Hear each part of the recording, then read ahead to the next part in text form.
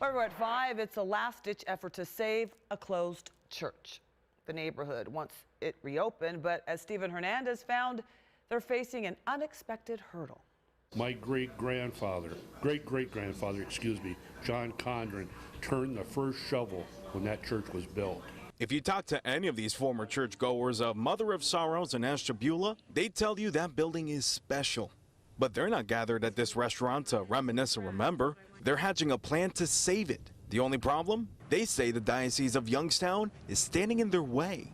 It's very, very sinful. The diocese released a decree last October to end services at the building. They say the roof is too damaged to stay open, saying the more than $4 million price tag to fix it is, quote, a financial and moral impossibility. Mother of Sorrows closed its doors on November 30th. Now, a month later, the group continues its fight.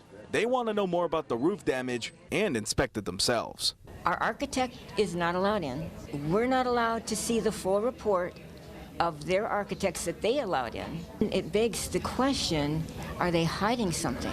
This isn't the first time the diocese has made a decision about this property. Over the span of a decade, they've sold the school across the street and tore down the rectory on the other side.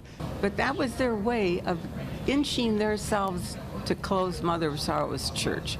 I reached out to the diocese myself to hear what they have to say about this community momentum. I was told that because of the holiday season, their offices won't reopen until next year. But one thing is clear. The parishioners are ready to do whatever it takes to keep this church open for prayer. By all means, yes. There is money in this area. Hopefully we would receive the pledges that we need. In Ashtabula, Stephen Hernandez, 19 News.